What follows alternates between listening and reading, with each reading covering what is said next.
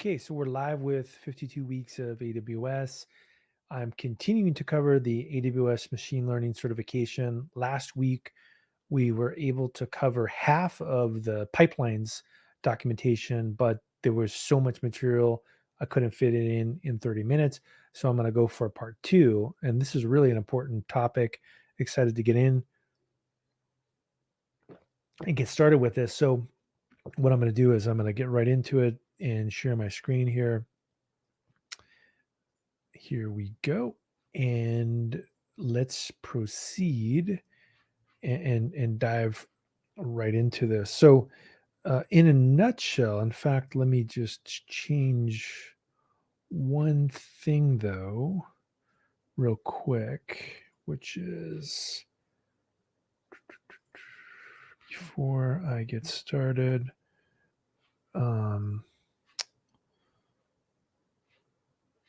Let's see here.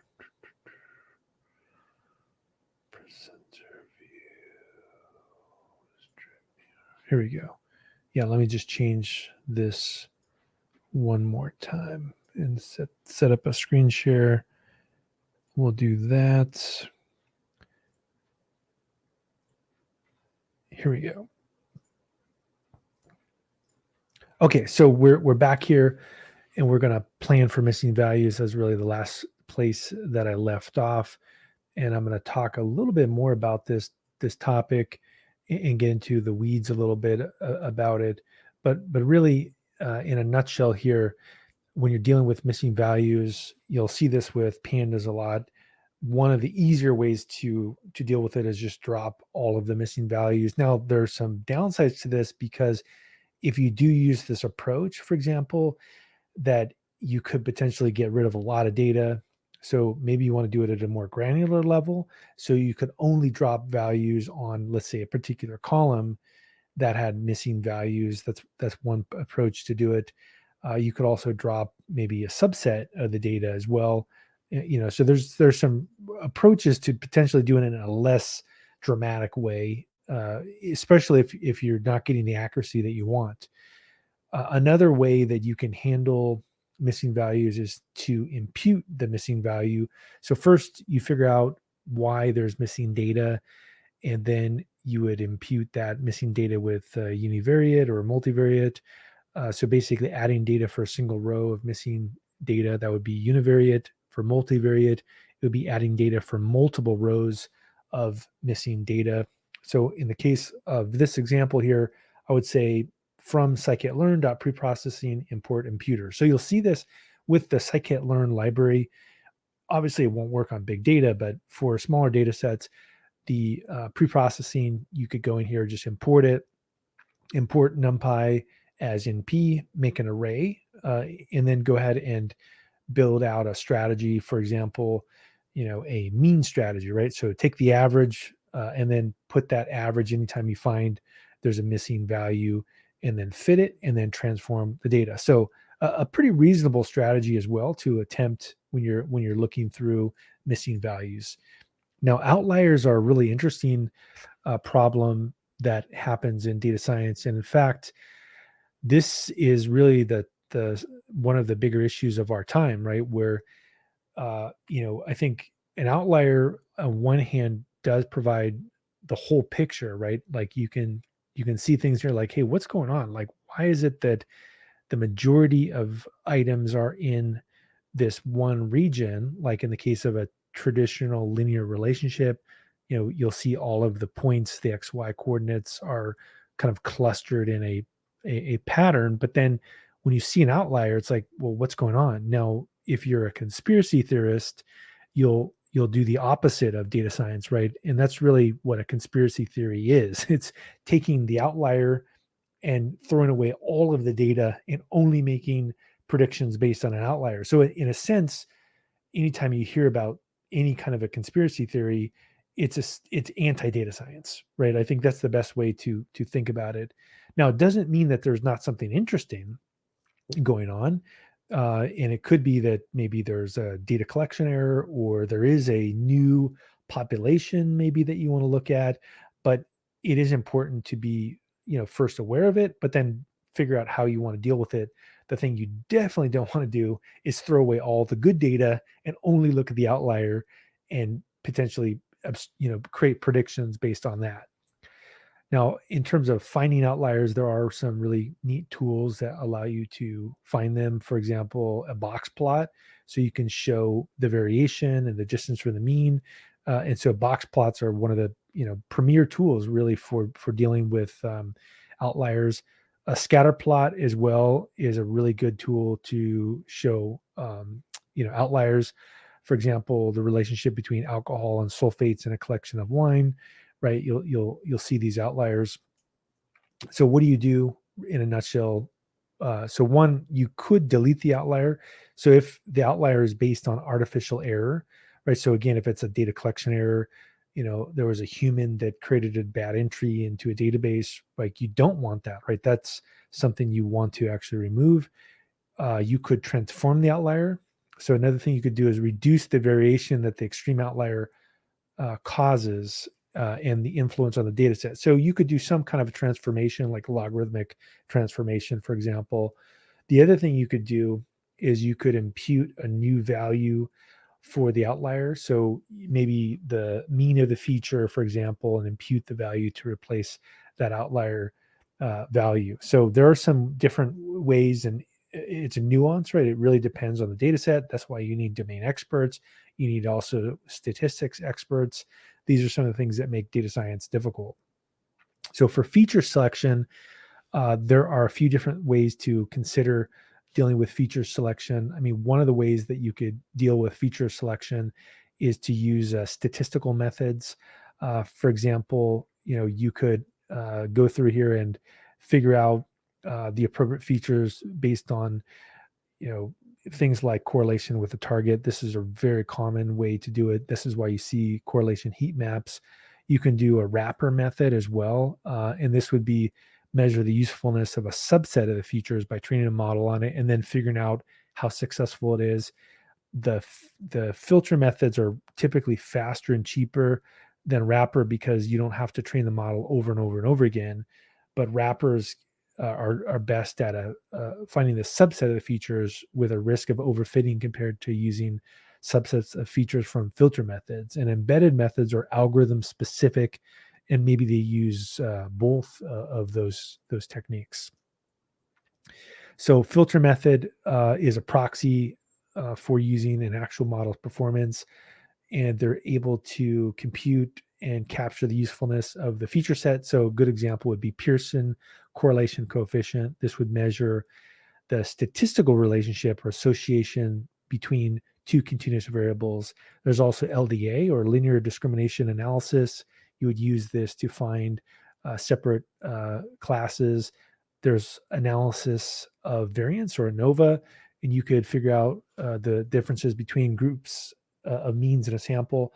There's also chi-squared, right? A single number that tells you the difference between observed counts and the expected counts if there's no relationship that exists in the population. And so they're less computationally expensive than wrappers, but they produce a feature set that's not tuned to a specific type of a predictive model. So a feature set doesn't contain the assumptions of a prediction model. Therefore, it's more useful to expose the relationships between the features. So a wrapper method would use a predictive model to score, feature subsets. A forward selection would be if you're starting with no features and you would add them until the best model.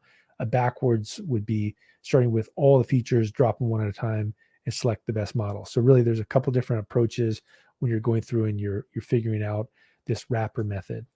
So embedded methods would combine the qualities of filter and rapid methods, and they would be used potentially from an algorithm that has this built-in selection method.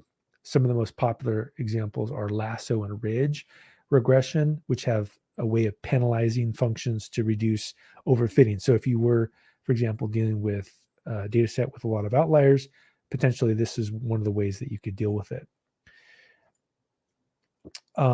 Now let's go ahead and talk about training next year. So if we dive into models and training it with data that you've pre-processed here, one of the things to be aware of is that there are different file formats for machine learning: CSV files, record files, text files, JSON files, protobuf record files.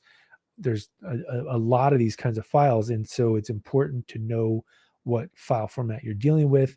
Some of the algorithms in SageMaker may actually not work unless the data is in a particular format, and actually SageMaker algorithms themselves will potentially ask for a very specific format. And so this is one of the things that is really important to be aware of. And with SageMaker, typically you want to use the optimized protobuf record IO format for training the data. In that format, SageMaker would convert each instance in the data set into a binary representation as a set of 4-byte floats, then that it loads into the protobuf values field, and this then loads the protobuf values field and enables you to take advantage of the pipe mode, right? And so pipe mode would allow you to stream the data back and forth with S3. And so this is a key feature here, is that S3 has this ability to do, really incredible disk IO and storage and compute. And so if you're able to pipe into it, you're able to get very, very fast training as well. And so this is something to be aware of when you're dealing with a different type. Now, the target variable in your data set should be the first column on the left, and your feature should be the right of the target column here. And so when you use a CSV format, use the first column as the target column. That's a kind of a tradition. Now, when you're dealing with the same data, it can lead to overfitting, and this is where you split the data, right? So when you are overfitting your data, it's important to be aware of the fact that you want to really be aware of memorizing the data too closely, or you will overfit it.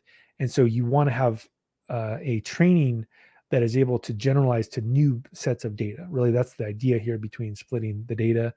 And so the traditional way to deal with this is 80% of the data is training data, 10% of the data is the validation data, and 10% is the test. So how does this work in practice? So the holdout is when you split your data into multiple sets. The training data is the features and labels for the algorithm that you're going to use to produce the model. So this is the most important part, right? This is where you're getting the signal. But then with the validation data set, this is where you might notice that you'll want to tweak or tune or change things. And when you're ready, you then run the test data set, which only has features because you want the labels to be predicted. The performance you get here with the test data set is what you would see potentially in production. And so a common split when you use the holdout method is as following: 80% for the training, 10% for validation, 10% for the test. If you have a huge amount of data, you could split it into 70% training, 15% validation, and 15% split. So it's good to know like a formula for what has really been demonstrated to work best, and this holdout method is an approach that works well. Now, for a small data set, there are some problems, and one of the ways that you can account for this is this technique called k-fold cross validation. So you can still use a lot of the data, but really what's happening under the hood here is that you're able to not have to worry as much about you trained on potentially a non-random component of the data.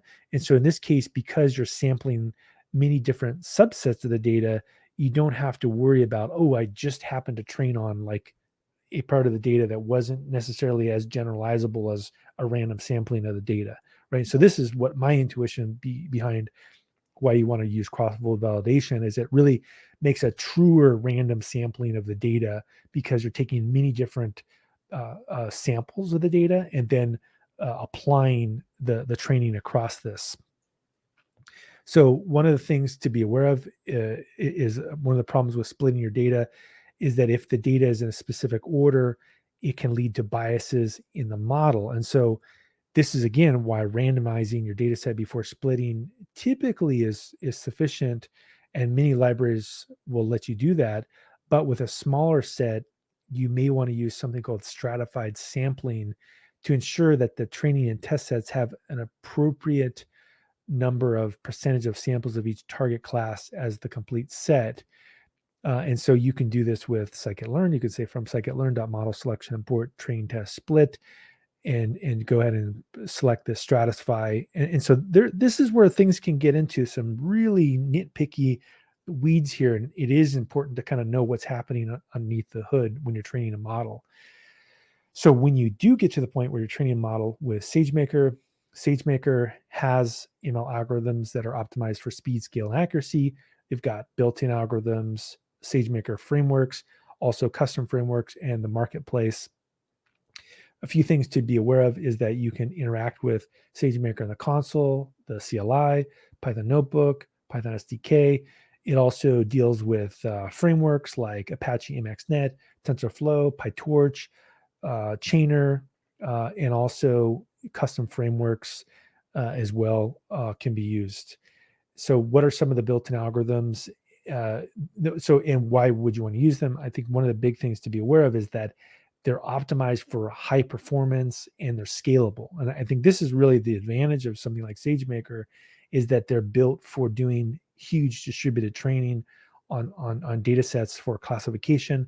We've got XGBoost Linear Learner for quantitative. We have XGBoost Linear Learner for recommendation. There's factorization machines for unsupervised. There's k-means clustering, and then PCA, or principal component analysis. And then these specialized kinds of algorithms for like processing images or doing deep learning, sequence to sequence or neural topic modeling. So let's take a look at some of these algorithms first here. We have XGBoost, which is a popular and efficient open source implementation of the gradient boosted trees algorithm. The gradient boosted is a supervised learning algorithm that attempts to accurately predict a target variable. It can do this by combining an ensemble of estimates from a simpler, weaker models, and it has done very well in competition. So XGBoost is definitely one of these algorithms that you'll find that performs generally very well for many problems. The Amazon SageMaker Linear Learner algorithm is a solution for both classification and regression. And the algorithm is really well suited for continuous objectives. And it's a huge increase in speed over naive hyperparameter optimization techniques. K-means is an unsupervised machine learning algorithm. So it means that like there are no labels in the data. You need to discover about this. And so you would define the attributes you want the algorithm to use. For example, I do a lot of k-means clustering, and sports would be a great one. For example, if you wanted to find the best players in the NBA, you could look at blocks, rebounds, assists, in turnovers, for example, and you could use that to cluster and figure out who's the best players in the NBA. To train a model in SageMaker, you could create a training job. And really the way it works here is that you have the training bucket, which is the S3 bucket, and then you have your code that would go through and do everything. You would have your compute types, CPU, GPU, memory, whatever it is you're using. And then you have the target, which would be where you'd want things to actually get put to, like where the model would go to. And then the ECR, or Elastic Container Registry, is where your training code is actually coming from.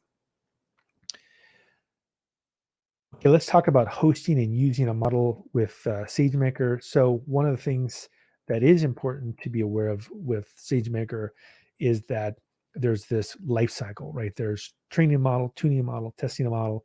And so after you've trained, tuned, and tested your model, you're ready to deploy it. And so you might think they're looking at the phases in the ML pipeline that are out of order. And so deployment for testing is different from production. And really, SageMaker gives you the whole pipeline in order to do a deployment that can handle, let's say, tens of thousands of requests. So you can deploy your model in a couple different ways. So for a single deployment, you can use the SageMaker hosting service, and you can deploy it to different compute instances, and you can call the API behind it. if you want to predict, let's say, an entire data set, let's say you want to do a credit scoring operation for mortgage lending or something like that, you may want to do a batch transformation. And what that would mean is that just maybe every night you go through and you take your entire data set, you score everybody, you give them credit scores, and then let's say you put it into a data warehouse so that you know what it is you're going to offer a particular person when they apply for a loan. The goal of the deployment phase here is to manage an environment to host models for providing inference, for securely, creating predictions here, and if necessary, you're going to have to retrain your model because a newly deployed model has to reflect the current production data. So this is where the drift comes in, right? Where you're going to need to deploy your model more than once. It's not going to be just you have this one model, you deploy it, and you're done. In a real world, you're going to have to continuously deploy this model. So for the high availability and redundancy, you can deploy your model to the ML instances across different availability zones. And then SageMaker would take care of the rest. And your application has to include an API to call the endpoints to achieve low latency and high throughput in inference. So this is where it really does pay to have some expertise with AWS architecture. Like in the case of knowing about availability zones and regions in AWS and auto scale groups, this is where these things start to come into play here. But SageMaker really is optimized for doing scaling your code inside of a deployment. Now, to create an endpoint is actually pretty easy. You can do it in code, right? You can just say, for example, XGB model deploy, and then you put in the instance type, which could be a CPU or GPU instance type, and then you put the initial instance count as a variable and select how many. You also could do multi-model endpoints as well, and they can have the same serving container that has multiple models inside. And that's a way to actually save cost, which is kind of an interesting technique. And so when you deploy your model into production, you can also make predictions on new data. So consistency is important, and you're going to need to ensure the same data processing steps you are used in training apply to each inference request, or you could get incorrect prediction results. So by using an inference pipeline, you can reuse the data processing that was applied in model training. And because SageMaker is a managed service, the inference pipelines are completely managed for you. And when you deploy it, the service installs and runs the sequence of containers on each instance. And additionally, the sequence of feature processing and inference runs with low latency because the containers are co-located on the same EC2 instances. All right, let's talk about how you can evaluate a model success. It's one thing to train the model, it's one thing to put the model in production. It's another thing, is it even doing anything, right? Is it helping my business?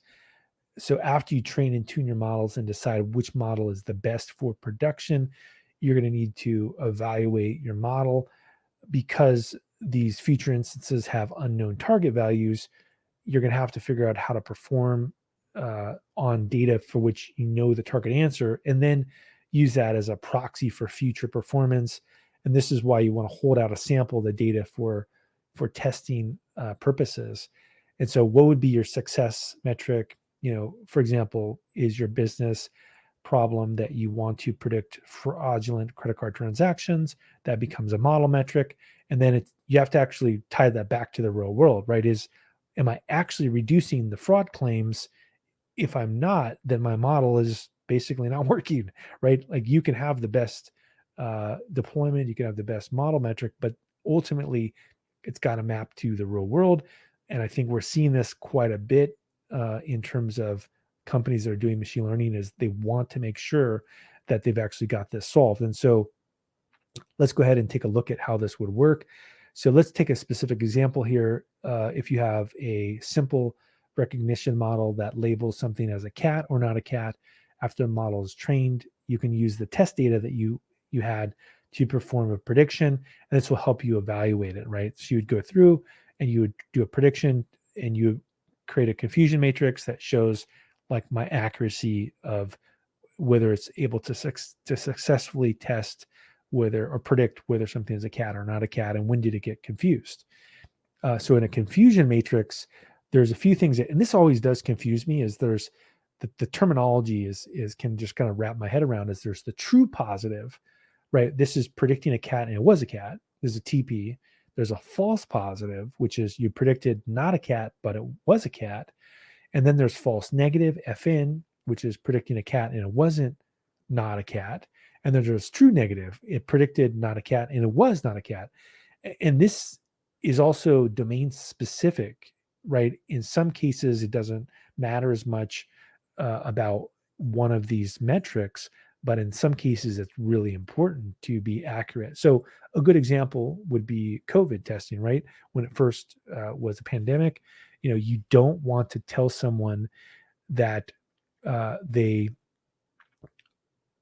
don't have COVID, like a false negative. It predicted, I guess in this case, a false positive is you don't want to tell someone they have COVID, and then they actually do have COVID, right? That's the worst case scenario.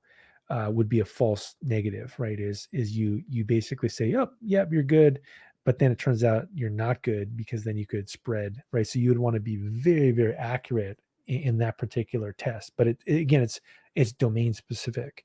So what model is better? A confusion matrix from two models that use the same data. How do you pick it? It's difficult to look at a couple charts, but you could try different models, and then you got to calculate more metrics. And so you could look at things like, the first metric is sensitivity, and this is referred to as the recall, the hit rate, or true positive rate. This is a metric that's a percentage of positive identification. So in the cat example, it's a percentage of cats that are correctly identified. To calculate sensitivity, you take the number of true positives, positive identification of cats, and divide that number by the total number of actual cats. So 60% of cats were identified as cats. The specificity is referred as the selectivity or true negative rate. This is the percentage of negatives that were correctly identified. In the cat example, it's the number of images that were not cats that were correctly identified as not cats. To calculate the specificity, you take the number of true negatives and divide that by the total number of actual negatives. In this example, that value is the number of not cats that were correctly identified divided by the total number of actual not cats. And so in this case, you would have to, again, pick the metrics for each model and decide what it is you're going to do based on that results. Classification models are going to return a probability for the target. So this is the probability that a value is between 0 and 1. And convert that to a class, you have to determine the threshold to use. And so you might think that maybe it's 50% is a good one, but it has a huge outcome on basically how sensitive something is. And this is where you get into ROC graph, which is the receiver operating characteristics. And so ROC is basically calculating the sensitivity or true positive rate against the false positive rate. So you want to basically figure out where do I care about being the best at, and it could be, again, specific to the business case that you're working on. Again, going into something like COVID-19, you want to be really, really careful about telling someone that they don't have COVID-19 and they do. So maybe you want to give up maybe telling people, being accurate about when they don't have it. Like, you're okay with giving up some of that. And so in the case of AUC, ROC, it's easily to compare one metric against another metric. And that's really what the area under the curve does. And so with the four numbers from the confusion matrix, you can calculate the model's accuracy, which is known as the score. And the accuracy is a widely used metric for classification, but it does have some limitations because it's less effective when your data set has many true negative cases, for example. And so that problem can lead to ensuring that the metric you choose aligns with your business goals. So you can't just say the model's, this is the score and it's good to go. You need to actually look at it and decide the thresholds that correctly align with your business goals. Now, regression problems, in this case, you can use a common metric called mean squared error, or MSE. It's commonly used, and it's really the idea here is to figure out, how much error you have in your particular model. Now, if you've trained your model, performed a batch transformation, and calculated the metrics, you can use these to tune the model and figure out, basically how to make it better. Okay, let's talk about hyperparameter tuning now. So one of the things that is important to be aware of about hyperparameter tuning is you can think of this as a knob that you would tune the machine learning algorithm to really improve its performance.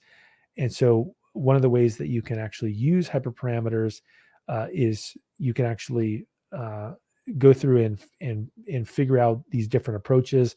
For example, with model hyperparameters, there are neural network-based models that require you to define an architecture before you can start training them. And with computer vision problems, there are additional attributes that must be defined, such as filter size, pooling, and the stride or padding.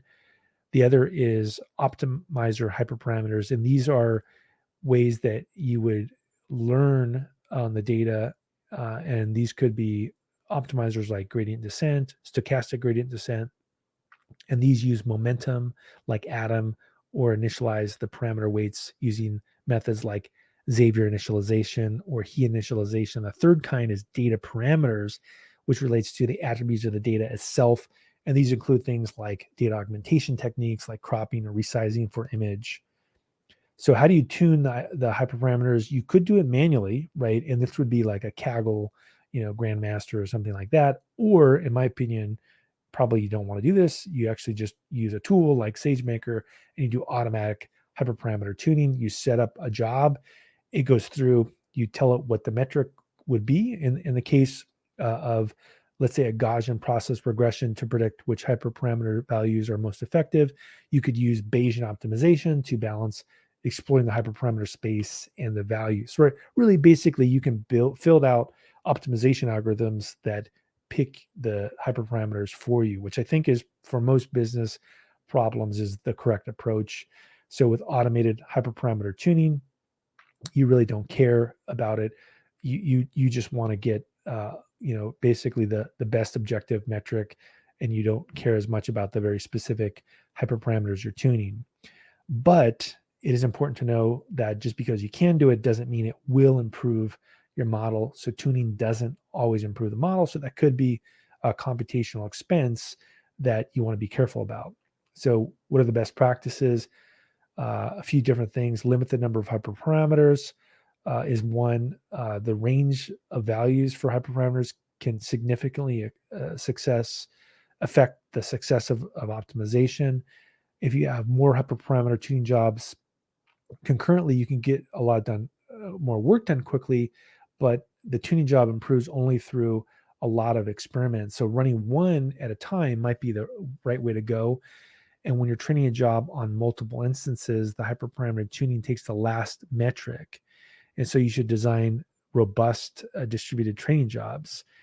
And during hyperparameter tuning, SageMaker attempts to determine whether your hyperparameters are log scaled or linear scaled, and it might take some time for SageMaker to discover this. So really, that's in a nutshell the hyperparameter tuning, and maybe we'll wrap this up with SageMaker Autopilot. And one of the things that it can do is it can analyze data, select appropriate features, and then train and tune the model. This service doesn't mean that you don't need to pre-process the data, but it can help you with feature selection and model tuning. And so that's another thing to be aware of. So not only are there automatic hyperparameter tuning that you can use, but also automatic machine learning that you can use as well. So really, that's a very, very deep dive over some of the features over last week and this week of SageMaker. And I think the best way to deal with this is really to get into SageMaker and play around with it when you get a chance. All right. Well, that's it for me this week. And next week, we'll continue to go through the AWS machine learning certification material.